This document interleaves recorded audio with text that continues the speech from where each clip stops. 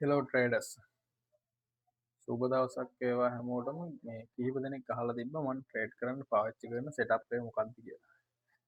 එතකොට සෙටප් එක ගැන සරලව කිව්වොත් මම පාවිච්චි කරන්නේ fair value gap එකක් ඇතුලේ liquidity save කරලා හදන CSD setup එක. CSD හැදුවට පස්සේ තමයි මම ට්‍රේඩ් ගහන්නේ.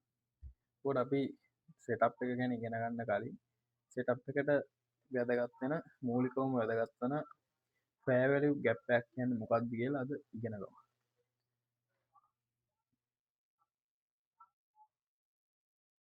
මං ඇඳලා පෙන්වන්නම් මෙතන fair value gap එකක් කොහොමද අපි අඳුරගන්නේ කියලා.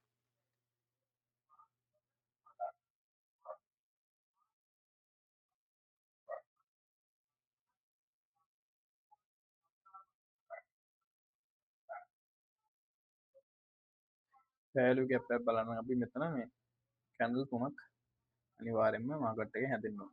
කැන්ඩල් තුනක් අතර තමයි අපි fair value gap එක බලන්නේ.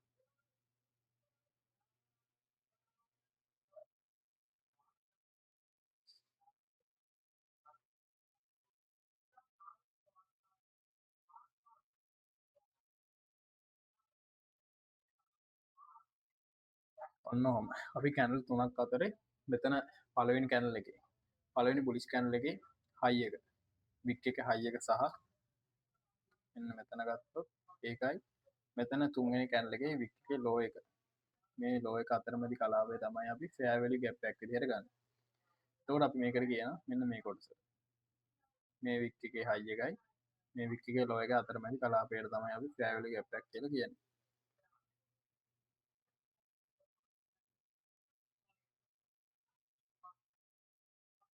එතකොට අපි මේකට කියනවා fair value gap එහෙම නැත්නම් imbalance එහෙම නැත්නම් අපි කියනවා BC එකක් කියලා. එතකොට BC එකක් කියන්නේ buy side imbalance sell side inefficiency. ඔකට අපි inefficiency කියලාත් කියනවා.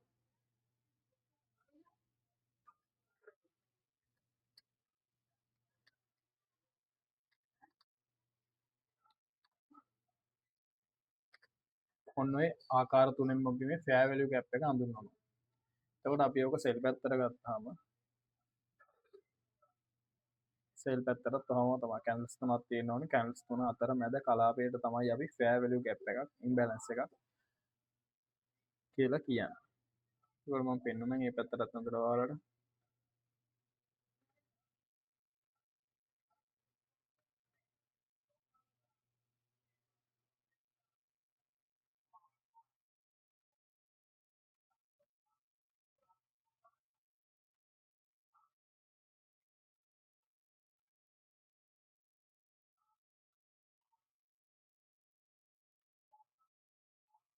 මෙතන logically වෙන්නේ මාකට් එකේ sell පැත්තට ගත්තොත් buyers ලා weak වෙලා sellers ලා strong වෙනවා.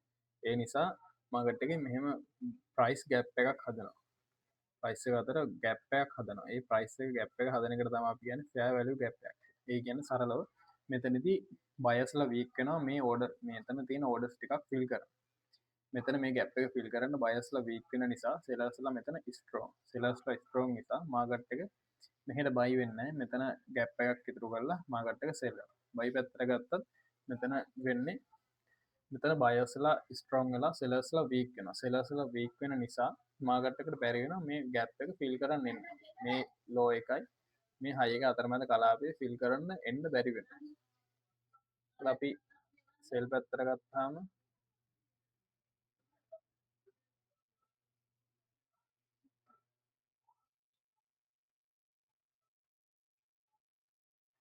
මේකට කියනවා fair value gap imbalance BC නෙමෙයි කියන්නේ CB කියලා. CB ඒ කියන්නේ sell side imbalance buy side inefficiency.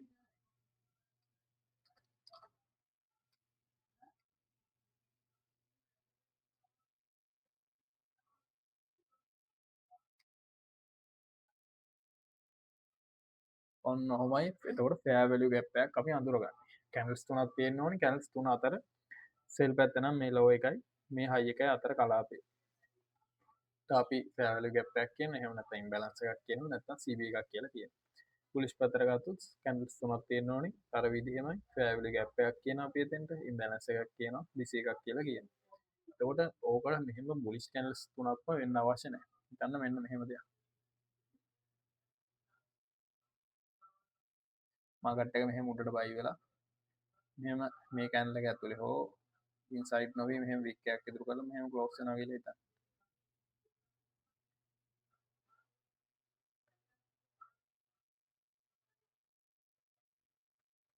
මෙම කැන් පලෝස්නගල මෙත පෑවලි ගැප්පක් ඇත තකට අපිට පෑවලි ගැප්වෙන්නේ මෙන්න මේ කැන්ලගේ ලෝ එකයි එන්න මේ කැන්ලගේ හයි එකයි අතර කලාපේ මෙතන බොලිස් කැල්ස් තුනක්ම වෙන්න අවශ්‍යනය ඔන්න කලාපේට අපි කියන පැවලි කැපක් කියල මේක බොලිස් පත්තරතේමයි බෑස් පැත්තරතේමයි සෙල් කැන්ස් නම වෙන්න අවශන මෙම බොලිස් කැන්ල තුනක් බුලිස් කැන්ලක් මෙම තිබත් අපි එතන අතර මැද කලාපයට තමයි ෆෑඩි ගැප්පැක් කියලා කියන්න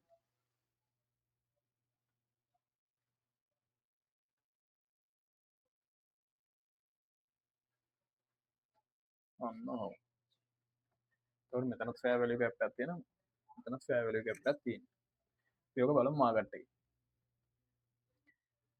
ෆෑලුග හැම ටයිම් ්‍රේම් එකකම තියෙන අපි බීක්ලි ගියත් ඕන ටයිම් ්‍රේම් කර ගියත් මාගට්ටක තියෙන තකොට ෆෑවලි ගැප්පක් ගන්න පීඩියර එකක් පිරිහට මාගට්ටක එන්ට්‍රි ගන්න මෙතන හදන සෙටක් කොලින් තමයි අපි ට්‍රේඩ් කරන්න ෆෑවලි ගැප් ඇත්තියෙන නැතම් බයිසයිට ඉම්බලන්ස ඇත්තිී මෙතනත් බයිසයිඩ් ඉම්බලන්ස කබල් බලන්න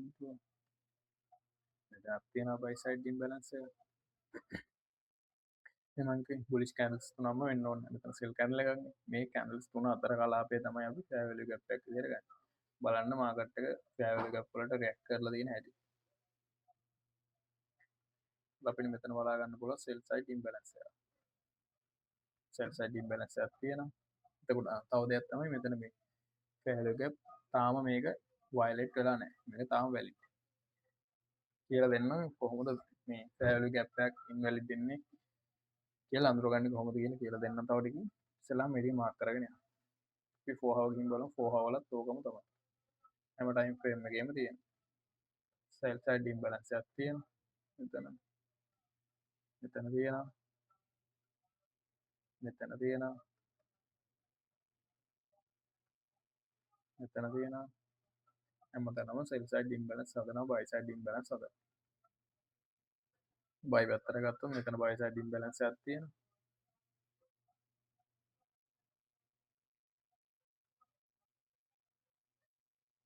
මෙතන බයිසයි ඩිම් බලන්ස ඇත්තියෙන පොඩි විසිය එකක් තියෙන මෙතන පොඩි විසිය එකක් තියෙනවා ආය මෙතන තියෙන සෙල්සයි ඩිම් බලන්ස එක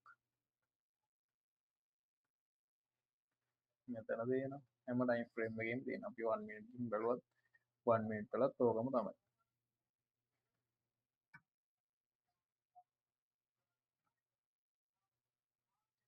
සෙල්සයි ඩිම් බලන්ස ඇත්තියෙන මාගට්ට එකකාව එතැන්ට රියක්් කර සෙල්වා මෙතන තියෙන සෙල්සයි ඩිම් බලන්ස මෙතනත් තියෙන සෙල්සයි ඩිම් බලන්ස තවර මේ සෙල්සයි ඩිම්බල සඳහද අධ්‍යපිට තේරුම් ගන්තිය එකදේ මාගට්ටක මේ වෙලාව මේ මොහොතේ මාගට්ටගේ සෙලස්ලා ස්ට්‍රෝං වෙලා තියෙන බයස්ල වීක් වෙලා තියෙන කොට අපිට මේක පාවිච්චි කරන්න පුළුවන් බයසයෙන් බල මාකටක ඩිරක්ෂන් යන්න කොහෙට කියල බලාගන්න පැවලු පාවිච්චි කරන්න පුළුව එතනත්තින පැවලි ගත්ක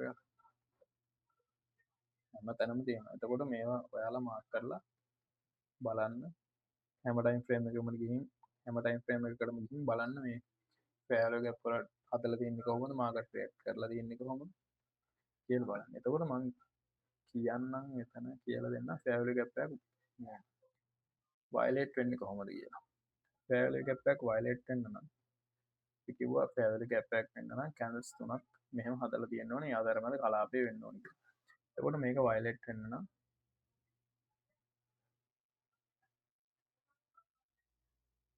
මාගට්ට එක මේ පැවලි ගැප්පකට උඩින් මෙහම බොඩි ලෝස්සයක් දෙන්න ඕන බොඩි කලෝස් මේ වික්ස් ගහලා වික්ස් මෙච්චර මෙහි ගහලාවත් ඔන්න හිගින් ගහලාවිල්ල බොඩි කලෝස් එක මෙන්න මෙහි බොඩි කලෝස් වුණොත් ඒකත් වයිලට් එකක් විදිහට ගන්න තාම ඒ ෆෙයර්වැලි ගැප් එක පිට බලන්න.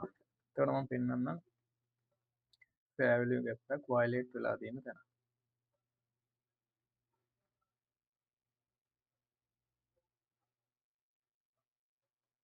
ටිකක් වැඩි 15 මිනිත් දාගෙන බලමු. මෙන්න තියෙනවා.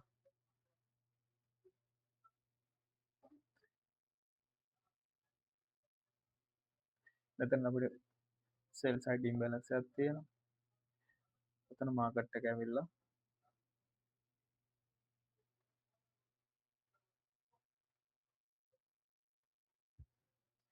මාකට් එක මෙතන වැදිලා තියෙනවා. එතකොට තාම වයිලට් වෙලා නැහැ. මෙතනදී වයිලට් වෙලත් නැහැ. මෙතනදී වයිලට් වෙලත් නැහැ. මේ කැනල් එකේදී වයිලට් වෙලත් නැහැ. වයිලට් වෙන්න තියෙන හේතුව තමයි මේ පීච් එකට උඩින් මාකට් එකේ බොඩි ක්ලෝස් එකක් වෙලා නැහැ. එතකොට බොඩි ක්ලෝස් වෙලා තියෙන කැනල් එක තමයි මෙන්න මේ කැනල් එක. මෙන්න මේ 9ට හැදිච්ච කැනල් එකෙන් තමයි මාකට් එකේ ෆෙයර් වැලියු ගැප් එක වයිලේට් කරලා තියෙන්නේ. ඒකට ඔහොම තමයි අපි ෆෙයර් වැලියු ගැප් එකක් වයිලේට් වුණාද වැලිඩ්ද කියලා අඳුරගන්නේ. අපි වීක්ලි වලකින් පෙන්නන වීක්ලි වලක් තියෙනවා.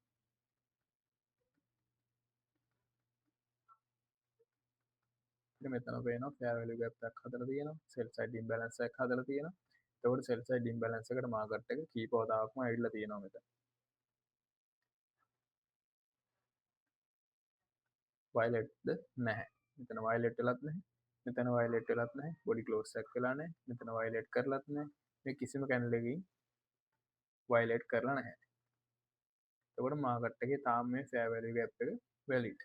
බලංගු ෆෙයර් වැලියු ගැප් එක විදිහට තියෙනවා. මේ මාකට් එක මෙහෙට ගිහින් වික්ස් ගහලා ආවට කිසි ප්‍රශ්නයක් නැහැ. ෆෙයර් වැලියු ගැප් එක වයිලට් කරලා නැහැ. වයිලට් කරන්න නම් දැන් මෙන්න මේ සෙල් කැනල් එක කියලා හිතන්න. සෙල් කැනල් එක මෙන්න මෙහෙම දෙයක් කරනවා. සෙල් කැනල් එක මෙන්න මෙහෙම ක්ලෝස් වෙනවා කියලා හිතන්න. කළු පාට කළු පාට නෙමෙයි මෙතන බුලිෂ් වෙන්න එපා. මෙතන ක්ලෝස් වෙන්න නම් මෙහෙම කොළ පාට කැනල් එකක් හදලා තියෙනවා කියලා හිතන්න. කොළ පාට කැනල් එකක් හදලා තියෙනවා. එන්න එතකොට මේ ෆෙයර් වැලියු ගැප් එක වයිලේට්.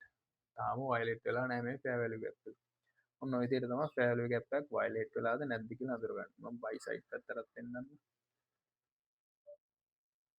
මෙන්න මෙතන ගත්තොත් අපිට පේනවා මෙතන ෆෙයර් වැලියු ගැප් එක මෙතන ෆෙයර් වැලියු ගැප් එකට පහළින් මේ කැනල් එක ක්ලෝස් වෙලා තියෙනවා. එතකොට මේ ෆෙයර් වැලියු ගැප් එක වයිලේට් කරලා තියෙනවා. පැහැදිලිනේ? ෆෙයර් වැලියු ගැප් එකේ මෙතන වික් එකේ හයි එකට පහතින් බොඩි ක්ලෝස් එකක් දීලා තියෙනවා.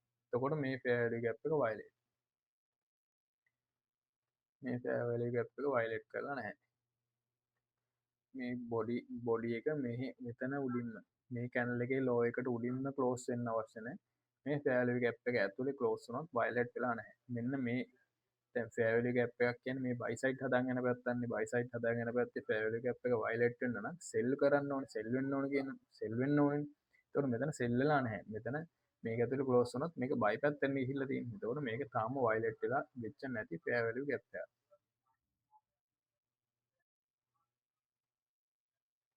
මෙතන ගත්තොත් එහෙමයි. මෙතන තාමත් වයිලේට් වෙලා නැහැ. එතකොට මේ ෆෙයර් වැලියු ගැප් එක වයිලේට් වෙන්නේ මෙන්න මේ සෙල් කැනල් එක. මේ සෙල් කැනල් එක තමයි මේ ෆෙයර් වැලියු ගැප් එක වහලා තියෙන්නේ.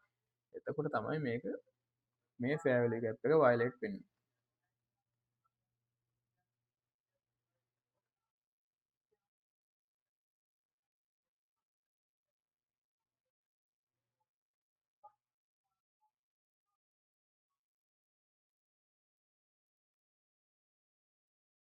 මේ ෆෙයර් වැලියු ගැප් එකට මාකට් එක ඇවිල්ලා තියෙනවා. වයිලේට් කරලා නැහැ. එතකොට වයිලේට් වෙන්නේ මෙන්න මේ කැනල් එකේ. මේ කැනල් එකෙන් වයිලේට් කරලත් නැහැ. මේ කැනල් එකෙන් වයිලේට් වෙන්නෙත් නැහැ. මෙන්න මේ ජූලි 3 වෙනිදා. ජූලි ජූලි 3 වෙනිදා කැනල් එකෙන් තමයි මේ ෆෙයර් වැලියු ගැප් එක වයිලේට් කරලා තියෙන්නේ. ඒකට ඒක පැහැදිලි කියලා මම හිතනවා. එතකොට මාකට් එකේ දාගෙන බලන්න ෆෙයර් වැලියු ගැප් හදලා හැදිලා තියෙන්නේ කොහොමද? රියැක්ට් කරලා තියෙන්නේ කොහොමද? වයිලේට් කරලා තියෙන්නේ කොහොමද? මේ කියලා දුන්න දේවල් ටික මාකට් එකට ඇප්ලයි කරගෙන බලන්න. ඊළඟට මේ ෆෙයර් වැලියු ගැප් එක ඊළඟට සෙටප් එකේ බලන්නේ ලික්විඩිටි ස්වීප් එක. ලික්විඩි පූල් එකක් අඳුරගන්න කොහොමද ලික්විඩ් සිප් එකකට අපි CST එක ලයින් කරගෙන සෙටප්යක් ගන්න කොහොමද කියලා ලෙසන්ස් ටික ඉස්සරහදී මම ස්ටෙප් බයි ස්ටෙප් අරන් එන්න. එහෙනම් මේ ටික දැනට ප්‍රැක්ටිස් කරලා බලන්න. හැම ටයිම් ෆ්‍රේම් එකේම දාගෙන බලන්න. හැම chart එකෙම මම දාගත්ත GBP USD වල ඕනම chart එකක එහෙම මම පෙන්නන්න වීඩියෝ වල ඉන්ඩෙක්ස් එක නිකන් දාගෙන බලමු. ඩොලර් ඉන්ඩෙක්ස් එක දාගත්තත් එහෙමයි. මෙතන ෆෙයාර් වැලියු ගැප් එකක් තියෙනවා.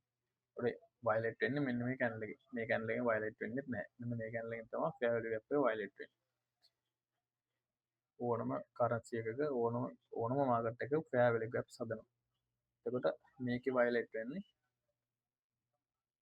මේ බයි සයිඩ් ඉම්බැලන්ස් එක වයලට් කරන්නේ මෙන්න මේ කැන්ඩල් එකේ. මෙන්න මේ කැන්ඩල් එකෙන් තමයි මේ ෆෙයාර් වැලියු ගැප් එක වයලට් කරන්නේ. එතකොට ඔන්න ඔහොම දාගෙන බලන්න. එහෙනම් අදට ලෙසන් එක ඉවරයි. ඉතින් එන්න හැමෝටම ජය වේවා.